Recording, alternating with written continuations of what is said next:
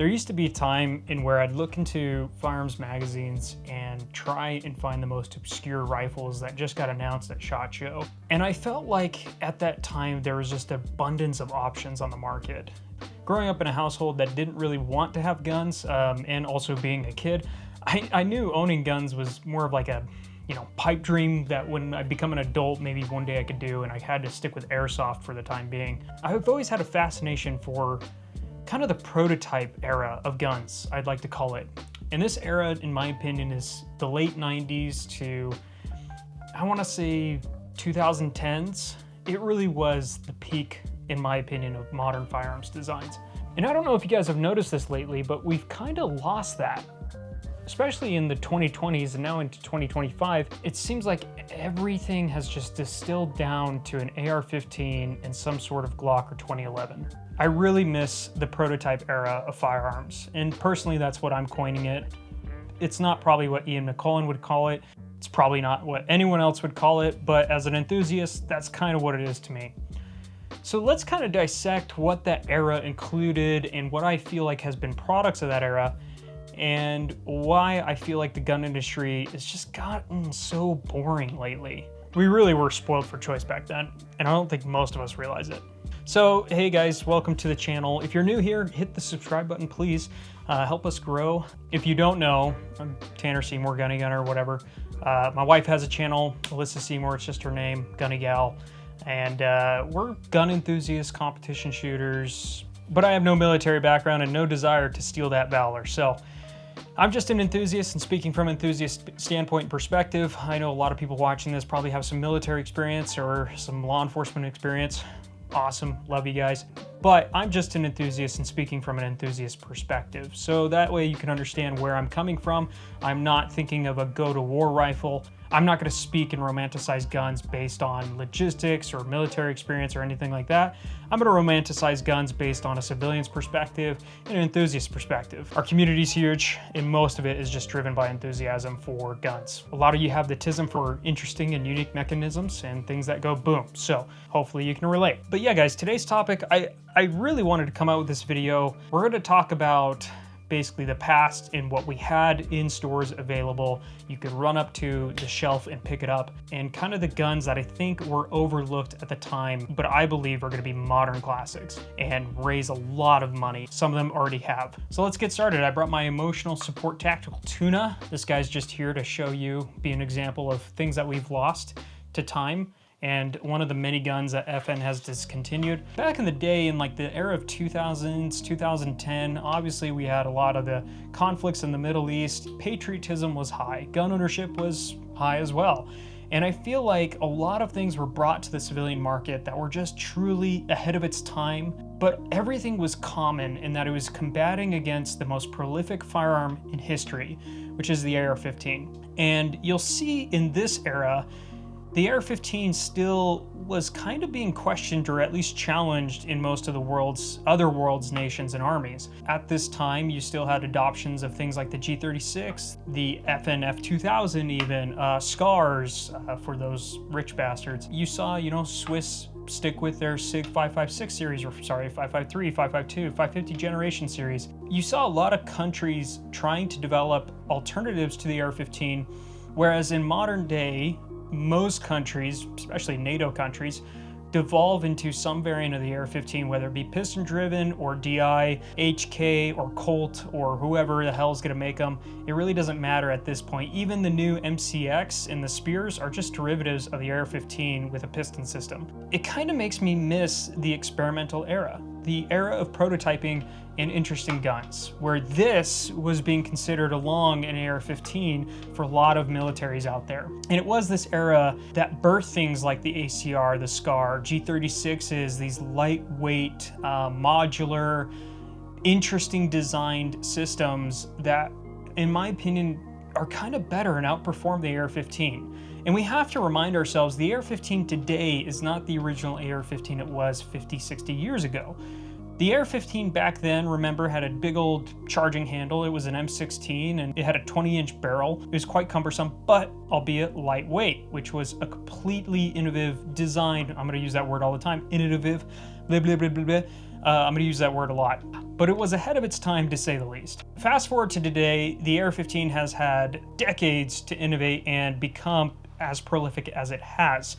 A really ubiquitous and long-lasting system that has a few flaws, but not enough to make militaries change. And it's quite interesting. The biggest flaw of which I think comes from the AR-15 platform is the charging handle. In our next-gen weapon systems still retain the charging handle, which I think a side-charging, non-reciprocating charging handle, for lack of better words, is the best option for ergonomics, hands down, no questions asked. It is my preferred rifle ergonomics to have.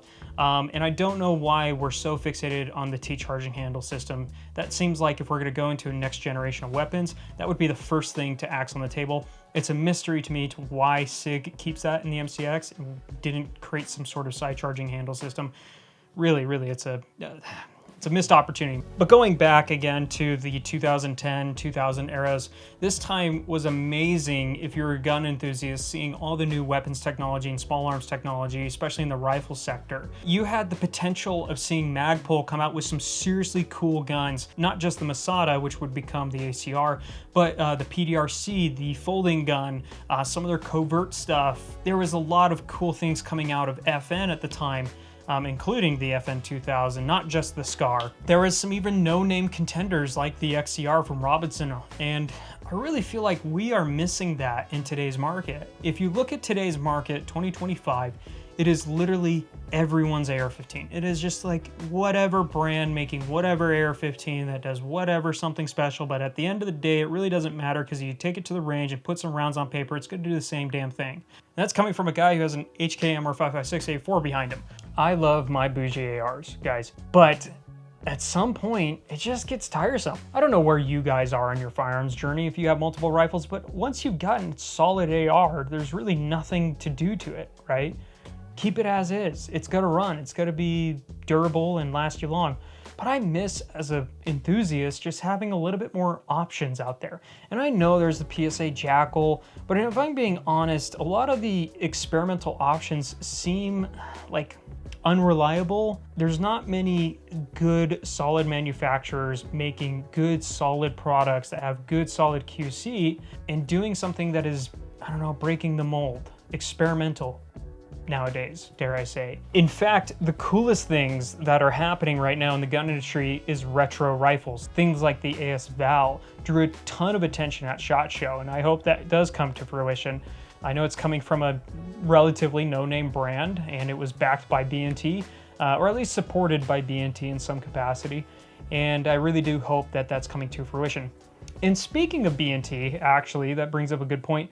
I feel like B&T is the only one in the market, albeit maybe CZ, but CZ is currently tied up with Ukraine right now. But B&T seems to be the only ones in the market making enthusiast guns that happen to have special purposes.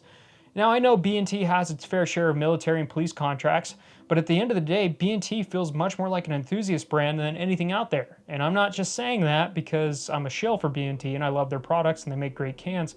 I'm saying that because I genuinely feel excited about anything they put out.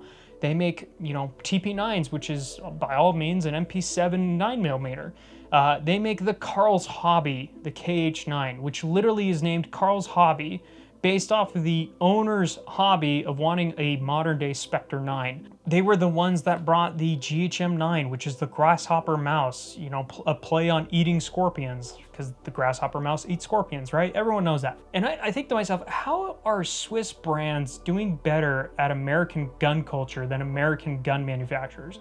It really is mind-boggling. We had Bushmaster, guys. We had some cool stuff coming out. We had Robinsons. We had, you know, I know these guys are not American, but we had cool FN, FS 2000 guns, the FNCs. We had some really cool guns, and also the potential to have really better ones down the line. I'll bring up the Magpul PDR every day of the week. I don't understand how we're losing this fight.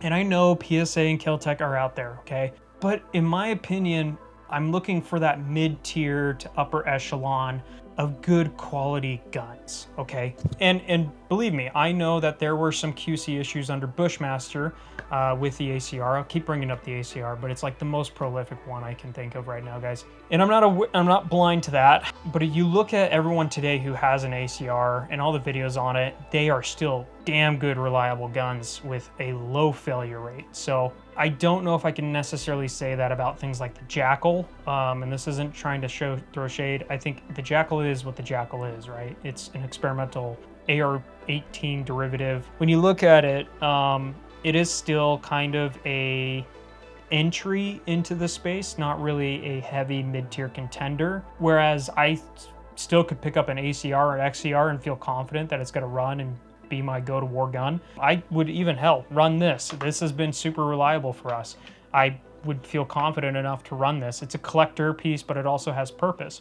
I don't know if I could say the same about other low-tier entry budget experimental rifles. Just saying that don't have adoption or anything like that, or aren't really going for a military contract, let's be honest. Anyway, guys, with SHOT Show around the corner, just had me thinking, man, we really had it good, and I don't know how many more AR-15s I could really take.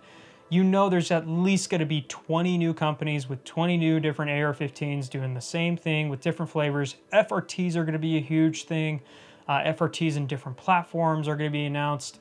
We all know SHOT Show is going to be exciting in some capacities, but what I don't know, and I would bank on the side of it's not going to happen, I don't know if there's going to be another XCR or ACR or SCAR even. Now the SCAR's discontinued, which you guys probably already heard. I think like the AR-15 won, and to beat a dead horse, it won brutally, and it has killed every single competition out there.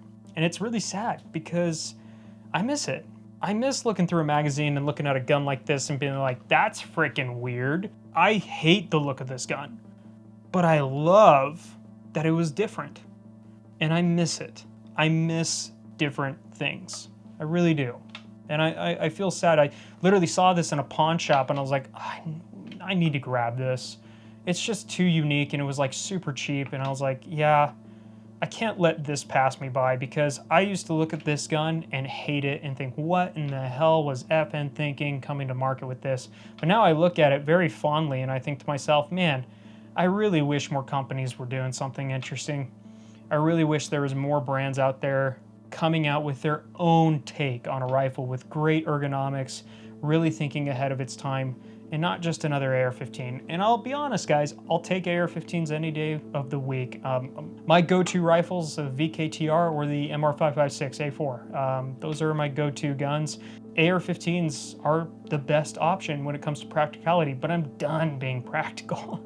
I want to have fun. I want to relive my childhood and modern warfare days. And, you know, I'm kind of a grown adult where that is important to me. Having fun and enjoying what you do, and having your own flair to it. For Pete's sake, guys, I compete with a Beretta 92, okay?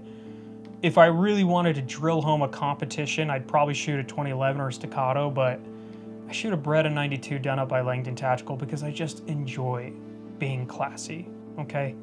And there's something about these unique era of guns that, you know, as a collector, and I'll call myself a collector now because I think my collection is this era of 2010s guns. That's what my collection, my dream collection would be. It's a lot of the experimental guns. And I think, honestly, the early 2000s was the most exciting time to be into guns. Despite all the regulations, despite all the craziness going on, I really do think we were spoiled for choice back then.